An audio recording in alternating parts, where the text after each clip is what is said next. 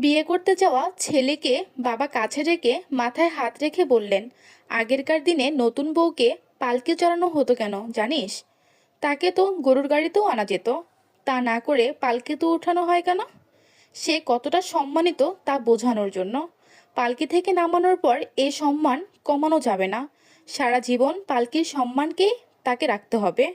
নতুন বউ পালকিতে উঠে কি করে জানিস? কাঁদে। আর কেন কাঁদে সেটা জানিস? শুধু ফেলে আসা স্বজনদের জন্য না, নতুন জীবন কেমন হবে সেই ভয়েও কাঁদে। তোর চেষ্টা হবে পালকির কান্নায় যেন তার জীবনের শেষ কান্না হয়।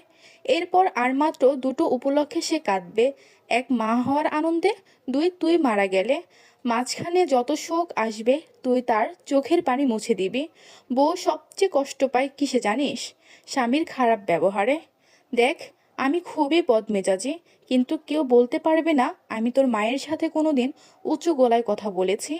বিয়ে মানে আরেকটি মেয়ের দায়িত্ব নেওয়া।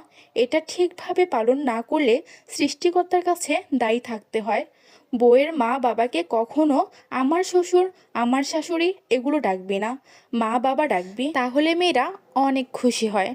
আর তুই যদি আমার শাশুড়ি, আমার শ্বশুর বলে ডাকিস, তাহলে তোর বউ আমাদেরকেও ওই নামেই ডাকবে। এটাই নিয়ম।